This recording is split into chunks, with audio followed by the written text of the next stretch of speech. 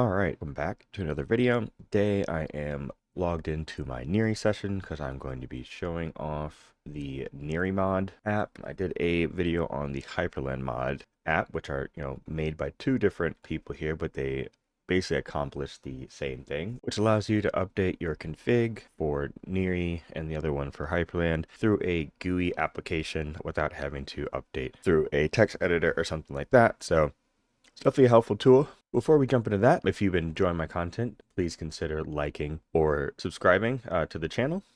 And if you want to help me be able to continue to do this going forward and to support the channel, you can do so at ko-fi.com/theblackdawn, as you see at the bottom of the screen, or you can join the YouTube membership. But yeah, so let's jump right into the NiriMod. So this is the NiriMod here. I will say the UI for this is very well thought out. I think it's very simplistic in a way, but like it just kind of flows and makes sense. But you have your outputs up here, which I do believe having the outputs as an option, if anything, this is the reason you would use this. Even if you rather, just update your config like normal, outputs is always an issue, especially if you have multiple monitors, especially if you have like a setup like I do where I have a vertical monitor in between two ultra wide, and that is a really hard thing to kind of set up when you have to guess the position. Like, so the position of this one compared to the middle one, having the 252, it's literally just a guessing game until you get it there. So it's just much easier to, position your monitors and everything and get them, set up exactly the way you want them to. And you also can enable and disable like variable refresh rate and, things like that are available for your monitor. So just definitely a nice to have feature there. And then if we go to keyboard, this where you can set your keyboard layout and different options. So this is always, always nice to have as well. You can enable the num lock on startup if you have like a number pad on your keyboard. And then the next one here is mouse and trackpad. So you can do, the focus follows and define the percentage. So I do have this in my configuration, so it definitely is reading this directly from my configuration because I have it set to 0% and focus as follows mouse is on. So it is picking up what is in my configuration already, which is really nice. And it's showing all the different options that you can do for your mouse and trackpad. And then if we go down to the next one, we have the layout. So this is going to be like your window gaps. If you want it to center focus column, you can have it on never, always, and overflow. And this is one thing I like about these GUI options is when you're looking at the documentation, I actually couldn't find this just plainly spelt out as far as like what are the options for center focus column. I know you can change them, but what are the actual options to change these? So I know it's in the documentation, did end up finding it, but it wasn't just clear as day, what are all the options to be able to change this to. I knew there were different ones, but I didn't know what they were. But having just a nice little drop down is always just a nice to have never, always, and overflow, so you know exactly what the options are for something like that, where in the configuration you kind of have either a guessing game or you got to go hunt it down in the documentation. So that's definitely nice. You can do your default width proportions just by plus and minus over here, and then you can just set everything within your configuration. Yes, I do know this is definitely reading my configuration correctly because I do have the left and right struts here. I'm set for 450 on both sides. So that's how I have it all centered in my ultra wide for you guys to see in the correct resolution on the YouTube itself. So that's why everything looks like it is, a part of it instead of being expanded completely out on my ultra wide here. So definitely is working as intended. And then, so I'm going to go to the appearance tab here. For appearance, a lot of people get confused with the focus ring versus the border and all that stuff. So you can more easily define that here as far as your width, and if you want focus ring or border enabled. Then you also can enable your shadows, which apparently I don't have enabled. And then very easily change the actual blur radius and the spread and all that good stuff. And then also the quarter radius for the window geometry is available here as well. And then you have animations. This is really nice to be able to see a visual interpretation of what the animation is actually doing as far as ease in, ease out, all of the different animations options. I'm not sure if you add those like really cool animations you see on like Reddit and stuff. I'm not sure if you add those, if those will show up in here as options to be able to switch to, but that is definitely something to test out and see if that is, compatible. But I haven't actually gone and tried those myself, which I probably will. Maybe on another video, I'll try out a bunch of different animations and things to see how they work and how easy they are to get set up, because they definitely do look pretty cool, but I don't know if I'd use them on my like day-to-day setup on here, so we'll see. So yeah, so then we have all the different options as far as like animations, window opens, resizing, notifications, system UI, or screenshot UI, which I didn't even know you could update the screenshot UI, overview open and close animation, overview screenshot. So there's a bunch of different options in here as far as animation go that you might not even realize you could even change. So it's nice to just see it visually to know exactly what you can and cannot do within your configuration for Niri.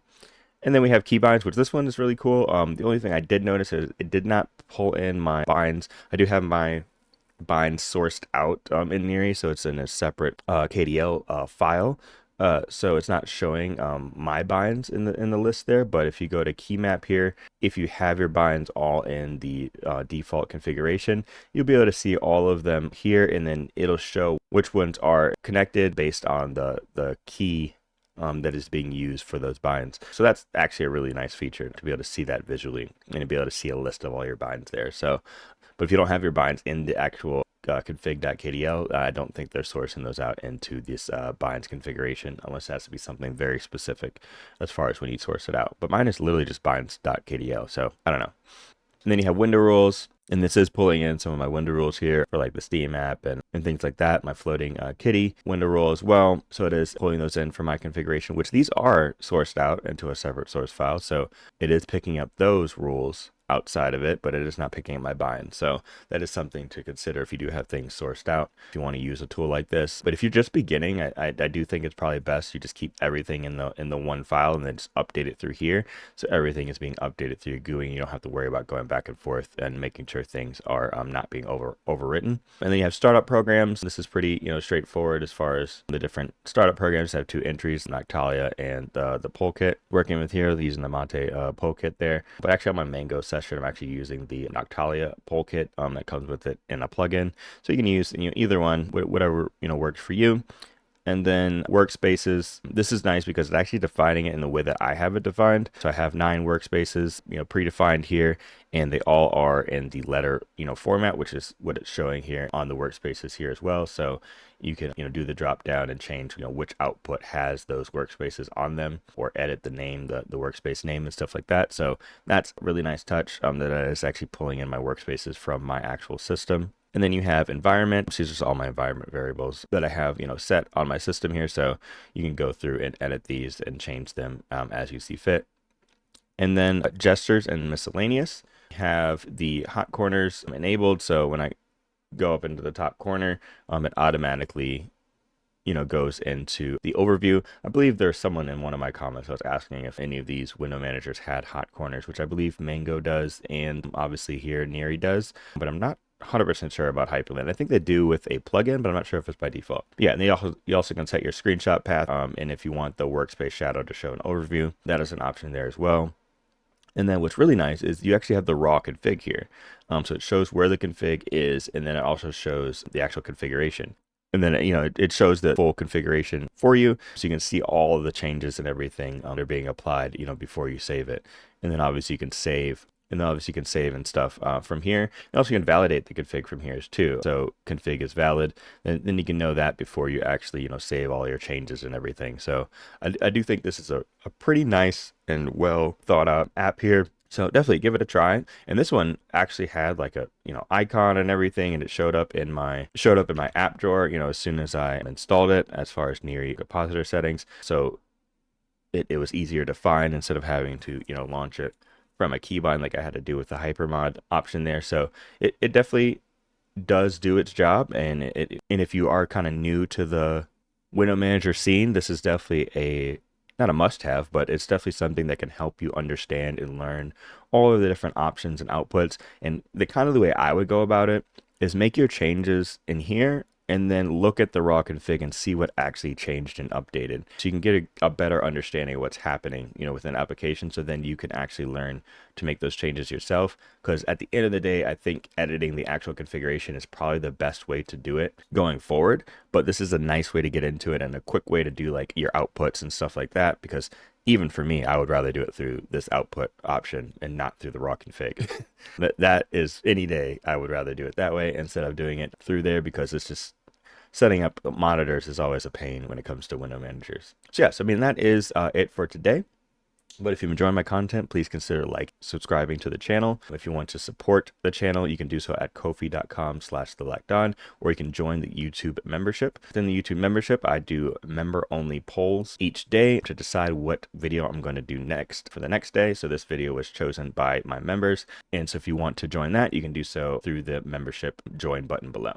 But other than that, I will catch you guys in the next one. Peace.